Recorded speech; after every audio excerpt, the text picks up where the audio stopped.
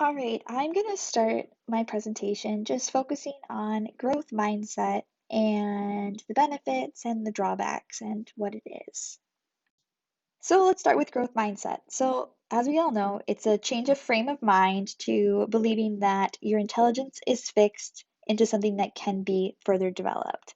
This is something I believe as well. I don't believe that we're all given one level of intelligence and that's it. I do believe your intelligence is something that is grown.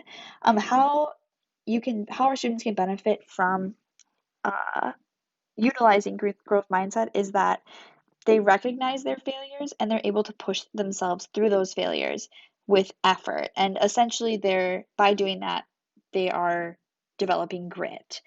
Um, it pushes, yes, just moving on from that.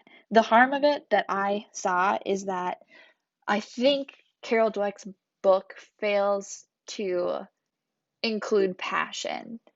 Um, I think about the example she had about the gymnast who her dad was like, yep, no, like you didn't do well. Like it was honest, developed a growth mindset in her. And as a result, she came back and worked hard for it. However, what if she just didn't like gymnastics? You could, even if she tried and tried and tried, but didn't have the passion for it, I truly don't think she could level up past someone who has the passion for it. So the harm of it is I think that we also have to include with growth mindset that yes, the saying anything you can put your mind to, you'll succeed at.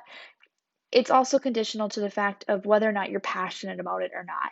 You have to have a passion and a drive for it to have that effort and grit to do more with it.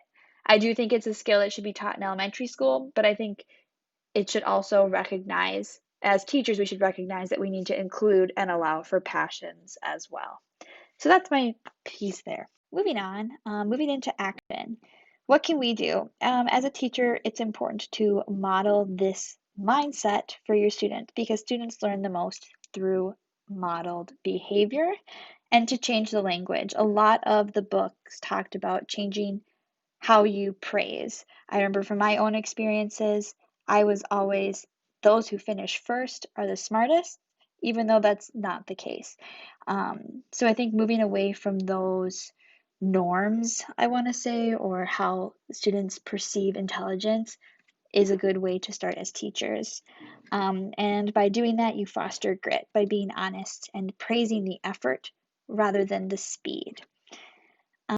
Overall, my thoughts about growth mindset are it's a good tool and it's made me conscious about how I praise and how I develop grit and how I help students discover and unearth their passions.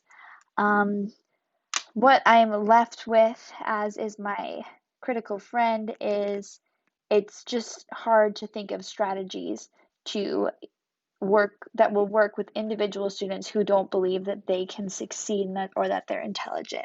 So that's something that I want to focus on later on.